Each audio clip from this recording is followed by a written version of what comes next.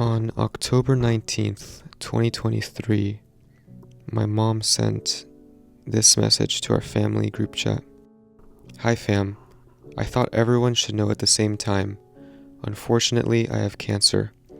I'm having an MRI tomorrow afternoon to see how far it is. Fingers crossed, it is treatable. I will have to have some sort of surgery and radiation. All new as of late today. I remember that night when she sent that message. I was cat sitting for my brother and his girlfriend at their apartment while they were out of town. I was alone and I was on their balcony with the cat when my mom sent the message. I remember right when I read that she has cancer, I remember my heart dropping. Literally, I didn't know what that saying meant for your heart to drop, but that's exactly what happened. It was a 0.5 second experience. I just felt my heart skipping a beat. I forget if I called my mom or if she called me, but we called for a bit, and I just didn't know what to say. What I do remember from that call is my mom somehow being so positive.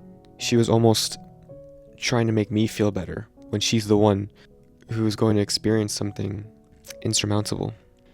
I remember an hour later, I called with my sister, and right when the call started, she was already bawling, crying. And this was way after then she got the news. She must have been bawling, crying for an hour. I felt bad for myself not crying, and I understood that my sister was right in crying, and I didn't know why I couldn't as well. I wanted to. Crying makes you feel in tune with reality, and it can be cathartic for your feelings. And I remember wanting to have that catharsis and facing reality with my family, but I couldn't. After the call, I had continued my night at my brother's apartment how I already planned to, which is smoking some weed and watching Interstellar in his garage. Since October 2023, when my mom got the diagnosis, she had multiple surgeries, she had radiation, chemotherapy, and it was January 2024, so 3 months after she got the diagnosis, that I went on a trip to New York for 2.5 weeks.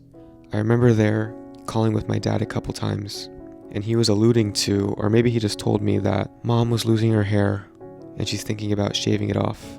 I come to find out, I think right before I came back from New York, that my dad was lying, and she already did shave it off, all of her hair off.